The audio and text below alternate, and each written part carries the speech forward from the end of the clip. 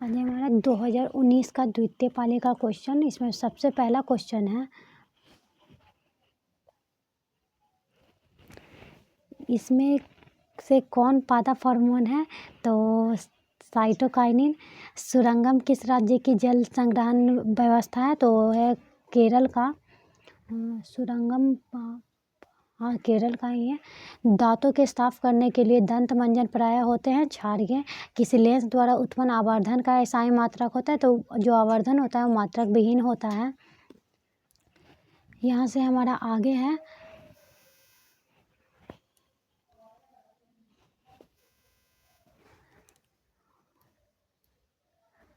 Chlorine के परमाणु की बाह्यतम कक्षा में इलेक्ट्रॉनों की संख्या कितनी होती है? तो क्लोरीन का 7 होगा बाह्यतम कक्षा में इलेक्ट्रॉनों की संख्या। कौन सा हाइड्रोकार्बन सबसे सरल यौगिक है? तो इस सब मेथेन जो होता है सबसे सरल यौगिक होता है। निम्न में से कौन सा संबंध सत्य है? तो हम लिखते हैं V = IR, तो ये वाला। किसी कोष में इलेक्ट्रॉनों की अधिकतम संख्या होती है 2n²। निम्न में से कौन बौने पौधे को दर्शाता है? तो स्मॉल टी मेरुरज्जु निकलता है। तो यह मेरुरज्जु निकलता है अनुमस्तिष्क से। जो मेरुरज्जु निकलता है वो मेडुला का भाग होता है। आगे है, किसी अंतरिक्ष यात्री को आकाश का रंग कैसा प्रतीत होता है? तो वो काला। रुधिर का कौन सा अवयव रक्त स्राव को रोकने में मदद करता है? तो प्लेटलेट्स। एल्केन का सामान्य सूत्र होता है CnH2n+2। निम्न में से कौन सा पर्यावरण अनुकूलन नहीं है? तो मोटरसाइकिल से चलना या अनुकूलन नहीं, क्योंकि इससे भी प्रदूषण होगा। आगे ऑक्सीजन के 2 परमाणुओं के बीच कितने अबंध होते हैं? तो यह होता है 2 अबंध। स्वपोषी पोषण के लिए आवश्यक है। इसमें से सभी नेत्र में प्रवेश करने वाली प्रकाश किरणों का अधिकांश अपवर्तन कहाँ से होता है? तो कॉर्निया के बाहरी पृष्ठ पर। ओजोन परत किस हानिकारक विकिरण से पृथ्वी को सुरक्षा प्रदान करता है? तो वह करता है परावैंगनिक किरण, तापीय विकिरण, अवरक्त। इसमें से सभी हो जाएगा। निम्न में से कौन सा स्वच्छ ऊर्जा स्रोत है? तो प्राकृतिक गैस। निम्न में से कौन एक उभयलिंगी जंतु है? तो वह है केचुआ। आगे है, निम्न में से कौन एक लिंगी पुष्प है? तो पपीता। कौन सा अधातु कमरे के तापमान पर तरल अवस्था में पाया जाता है? तो अधातु है तो ब्रोमीन। धोबिया सोडा का रासायनिक सूत्र Na2CO3 10H2O होगा। 24वां, निम्न में से कौन सा जीवाणु जनित रोग नहीं है? तो जो जीवाणु जनित रोग नहीं है तो मतलब इनमें से कोई नहीं होगा।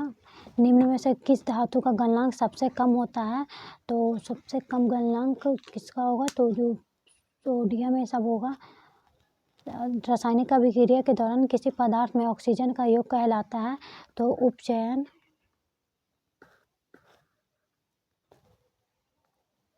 आगे कौन सा परंपरागत ऊर्जा स्रोत है? तो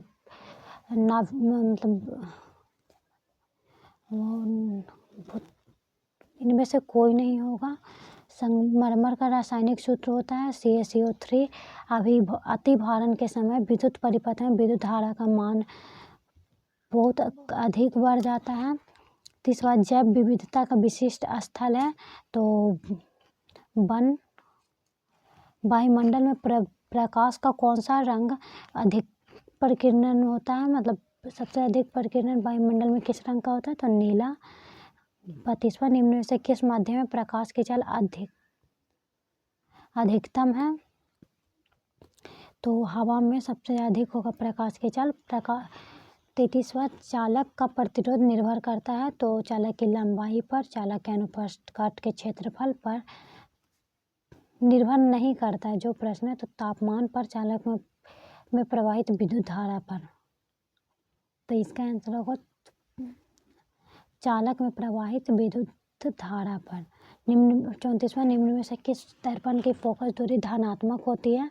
तो उत्तल दर्पण की फोकस दूरी धनात्मक होती है। 35वां, पादपों में पाया जाने वाला वृद्धि हार्मोन निम्न में से कौन सा है? तो वह है जिब्रेलिन। 36वां, निम्न में से कौन सा अधातु है? तो कार्बन। सामान्य अनुशीतलन दाब कितना होता है? तो वो 80 mmHg होता है। विभक्त वलय का उपयोग किस उपकरण में किया जाता है? तो विभक्त वलय मोटर में उपयोग किया जाता है। 39, विद्युत आवेश का एसआई मात्रक तो एम्पियर। हमारा शरीर किस पीएच प्रसार के बीच कार्य करता है? तो 7.0 से 7.8। पहला यहाँ पे लघुत्तरीय का पहला प्रश्न फिजिक्स का कि प्रकाश के अपवर्तन के नियम को लिखें। तो प्रकाश का अपवर्तन का 2 नियम होता है। पहला नियम कहता है कि साइन आई बटा साइन आर बराबर एक नियतांक होगा, यानी अपवर्तन कोण और आपतन कोण और अपवर्तन कोण का अनुपात एक नियतांक होता है। और दूसरा नियम कहता है आपतित किरण, अपवर्तित किरण और अभिलंब एक ही तल में होता है। दूसरा, नेत्र की समंजन क्षमता से क्या अभिप्राय है? तो नेत्र द्वारा दूर या निकट की वस्तुओं को उसके अपने मतलब लेंस के फोकस को समायोजित करने की क्षमता, जिससे कि दूर और पास रखी वस्तुओं का प्रतिबिंब हमेशा रेटिना पर ही बने, उस क्षमता को नेत्र की समंजन क्षमता कहते हैं। तीसरा है घरेलू विद्युत परिपथ में श्रेणी क्रम संयोजन का उपयोग क्यों नहीं किया जाता है? तो इसका कारण है कि जब घरेलू परिपथ में श्रेणी क्रम संयोजित होगा तो वहाँ पे प्रतिरोध का मान अधिकतम होगा, और अगर कहीं एक जगह की बिजली मतलब बंद हुई तो उसके बाद सभी जगह की बिजली बंद हो जाएगी। इस कारण घरेलू परिपथ में श्रेणी क्रम संयोजन नहीं किया जाता है। आगे सूर्योदय के समय सूर्य रक्तताप क्यों दिखाई प्रतीत होता है? तो यह सूर्य रक्तताप इसलिए प्रतीत होता है क्योंकि जो वायुमंडलीय अपवर्तनांक होता है वह उस टाइम होता है और सूर्य रक्तताप दिखाई देता है, क्योंकि मतलब वहाँ पे सूर्य के प्रकाश का अपवर्तन के बाद लाल रंग का तरंगदैर्घ्य अधिक होता है, जिस कारण वह सबसे अधिक दिखाई देता है। आगे है 5.0 मतलब 5वां है 5.0 सेंटीमीटर लंबाई का कोई बिंब 30 सेंटीमीटर वक्रता त्रिज्या के किसी उत्तल दर्पण के सामने 20 सेंटीमीटर दूरी पर रखा हुआ है, तो प्रतिबिंब की स्थिति, प्रकृति और साइज ज्ञात कीजिए। तो यहाँ पे तो 5 इसका लंबा, तो बिंब मतलब यहाँ पे यह वस्तु का ऊंचाई है, मतलब यानी u बराबर दिया हुआ है, वक्रता त्रिज्या तो 30 सेंटीमीटर है, तो इसका फोकस दूरी हो जाएगा 15 सेंटीमीटर, और उत्तल दर्पण के सामने 20 सेंटीमीटर पे रखा हुआ है। तो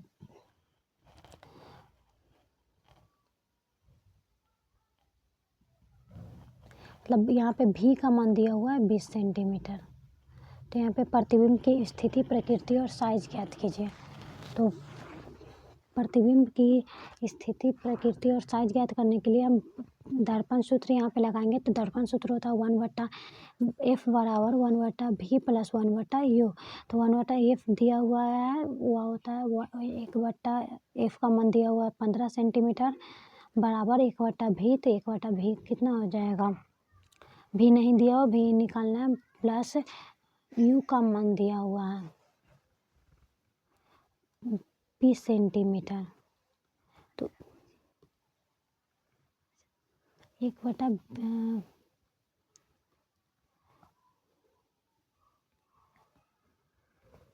दिया हुआ था जैसे पहला होगा 1/15, यानी यहाँ पे फोकस दूरी 1/v और प्लस 1/u का मान दिया हुआ है 20 सेंटीमीटर। तो इधर जाएगा तो 1/v बराबर हो जाएगा 1/15 माइनस 1/20, तो हो जाएगा 15 और 20 का इसका हो जाएगा मतलब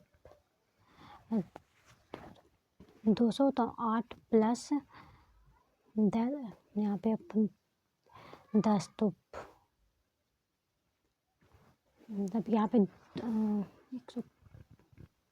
120 होगा, तो ये 6 हो जाएगा, और 8 6 14/120। मतलब वो जो वस्तु बनेगा वो लगभग मतलब ये मान है 1/, मतलब एफ भी का, तो भी बराबर हो जाएगा 120/14, यानी मतलब इतना सेंटीमीटर की दूरी पर वह प्रतिबिंब बनेगा। उसकी प्रकृति मतलब उसका मतलब वास्तविक प्रतिबिंब बनेगा। आगे है छठा प्रश्न कि फ्लेमिंग के वामहस्त नियम को लिखें। तो फ्लेमिंग के वामहस्त नियम के अनुसार जब वह बाएं हाथ की 3 उंगली मध्यमा, तर्जनी और अंगूठा को एक दूसरे के लंबवत फैलाते हैं, तो जो तर्जनी होता है वह चुंबक क्षेत्र की दिशा, मध्यमा विद्युत धारा की दिशा और अंगूठा चालक की गति की दिशा को दर्शाता है। 7वां, हम ऊर्जा के वैकल्पिक स्रोतों की ओर क्यों ध्यान दे रहे हैं? तो जो ऊर्जा के वैकल्पिक स्रोतों पर ध्यान देना इसलिए आवश्यक है क्योंकि जो स्रोतों का हम अभी उपयोग कर रहे हैं वो अनवीकरणीय स्रोत है। जैसे कि जो जीवाश्म ईंधन है वो सभी नवीकरणीय हैं और उनकी मतलब एक ना एक ऐसा समय है जिस दिन वह समाप्त हो जाएंगे, तो उस समय हमें ऊर्जा संकट की संभावना मतलब उत्पन्न हो रही है अभी से ही, इसलिए वैकल्पिक स्रोत ढूंढे जा रहे हैं। 8वां, 2 चुंबक क्षेत्र रेखाएं एक दूसरे को प्रतिच्छेद क्यों नहीं करती है? अगर 2 चुंबक क्षेत्र रेखाएं एक दूसरे को प्रतिच्छेद करें तो उसका तात्पर्य है कि वहाँ पे वह जो चुंबक क्षेत्र रेखाएं हैं 2 दिशाओं को निरूपित कर रहा है, जो कि संभव नहीं है। इस कारण चुंबक क्षेत्र रेखाएं मतलब कटता नहीं है। 9वां प्रश्न है विद्युत मोटर का नामांकित आरेख से इसका सिद्धांत कार्य विधि स्पष्ट करें। विद्युत मोटर में विभक्त वलय का क्या महत्व है? तो जब किसी चुंबक क्षेत्र में विद्युत चालक तार को रखा जाता है तो वह घूर्णन करने लगता है, यही मोटर का सिद्धांत और इसका कार्य विधि जो होता है वह फ्लेमिंग के बाएं हाथ नियम पर आधारित होता है। इसमें विभक्त वलय के कारण विभक्त वलय होता है जिसके कारण धारा एक ही दिशा में बहती है। आगे है विद्युत शक्ति क्या है? निगमन करें कि H बराबर I² RT, जहाँ H किसी प्रतिरोध यहाँ पे H ऊष्मा है, किसी प्रतिरोध R में विद्युत धारा द्वारा T समय में उत्पन्न ऊष्मा की मात्रा है। तो और इस नियम को हम जूल का नियम कहते हैं।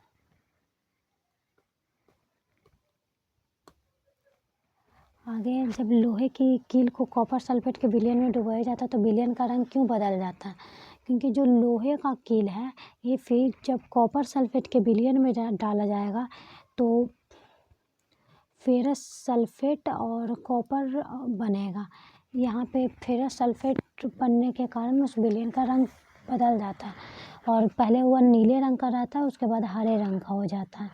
12, अपक्षेपण अभिक्रिया से आप क्या समझते हैं? तो जिस अभिक्रिया में अपक्षेप का निर्माण होता है उसे अपक्षेपण अभिक्रिया कहते हैं। जो लगभग 2 विस्थापन अभिक्रिया होती है वो सभी अपक्षेपण अभिक्रिया मतलब होती है। जैसे जब बेरियम क्लोराइड जब सोडियम सल्फेट से अभिक्रिया करेगा तो सोडियम क्लोराइड और बेरियम सल्फेट बनाएगा। यहाँ पे जो बेरियम सल्फेट है वह अपक्षेप है। 13वां, जल की अनुपस्थिति में अम्ल का व्यवहार अम्लीय क्यों नहीं होता है?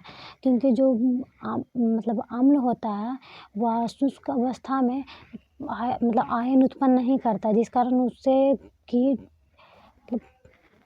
वह अम्ल की तरह व्यवहार नहीं वहाँ पे आयन उत्पन्न नहीं होने के कारण वह व्यवहार नहीं करेगा और जल में मिलाने पर वह आयन उत्पन्न करेगा, जिस कारण वह अम्ल जैसे व्यवहार करेगा। 14वां, निम्न अभिक्रिया के लिए संतुलित रासायनिक समीकरण लिखें।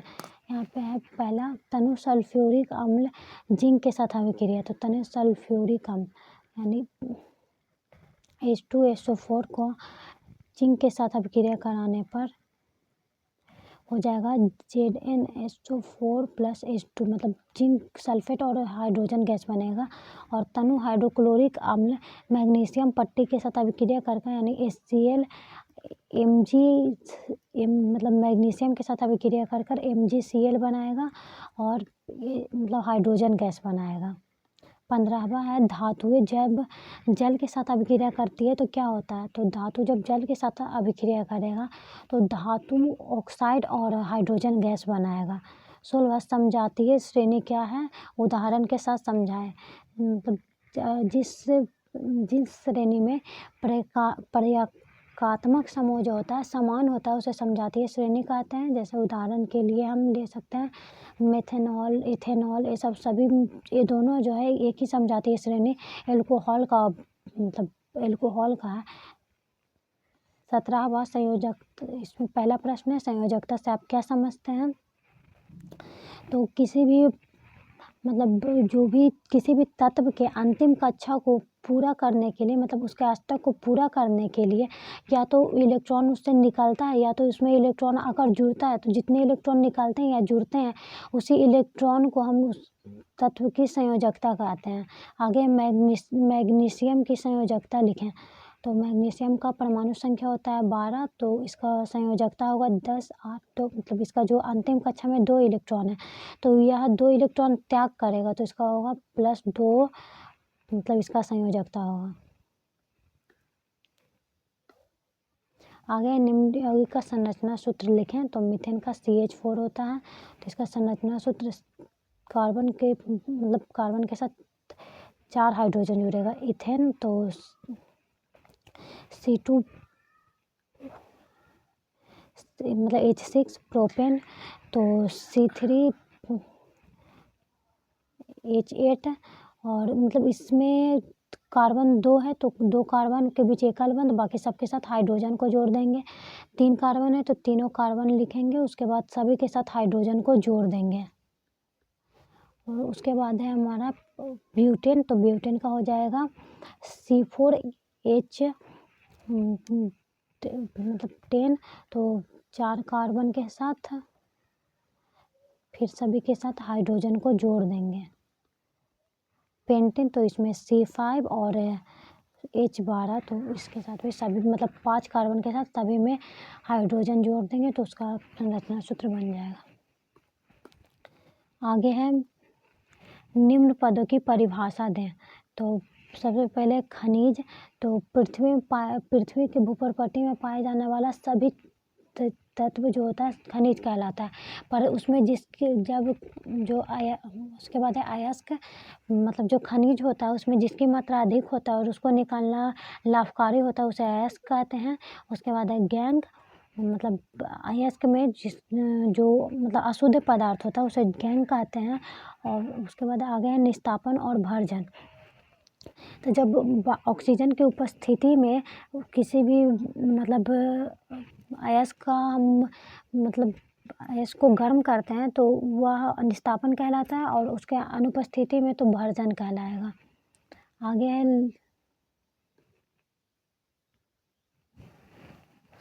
20वां प्रश्न, धमनी और शिरा में 2 अंतर लिखें, तो सबसे पहले धमनी जो होता है वह शुद्ध रक्त का परिवहन करता है जबकि जो शिरा होता है अशुद्ध रक्त का परिवहन करता है। धमनी मोटी होती है और शिरा मतलब उसकी भित्ति पतली होती है। इसमें जो धमनी होता है वो तेज गति से रक्त का परिवहन करता है और ये जो शिरा होती है मतलब धीमी गति से मतलब धमनी की अपेक्षा धीमी गति से रक्त का परिवहन करती है। 21वां है पाचन एंजाइमों का क्या कार्य है, तो जो पाचक एंजाइम होते हैं वो पाचन प्रक्रिया को तीव्र करते हैं। 22वां पादप में जल और खनिज लवण का वहन कैसे होता है, तो पादप में जल और खनिज लवण का परिवहन जाइलम ऊतक के द्वारा होता है और यह मतलब इसमें जल स्तंभ बनाकर इसका परिवहन होता है पादपों में। 23वां पादप में प्रकाशानुवर्तन किस प्रकार होता है, तो जो पादप होता है उसका जो अग्रभाग होता है जिसमें कि ऑक्सिन नामक हार्मोन होता है वह प्रकाश की ओर मतलब जिस ओर से प्रकाश आता है उसी ओर वह वृद्धि करता है, इसी को पादपों का प्रकाशानुवर्तन कहते हैं। 24वां मादा जनन तंत्र का नामांकित चित्र बनाया, तो इसका चित्र मतलब बनाए इसमें और इसका चित्र बनाना है यहाँ पे, तो इसका चित्र मतलब इस टाइप का होगा।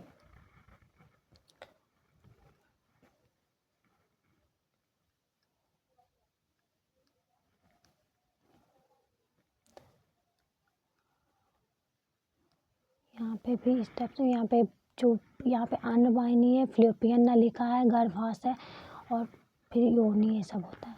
आगे 25वां, हम यह कैसे जान पाते हैं कि जीवाश्म कितने पुराने हैं? तो यह कार्बन डेटिंग मतलब विधि से हम जानते हैं कि यह कितना पुराना कोई भी जीवाश्म है।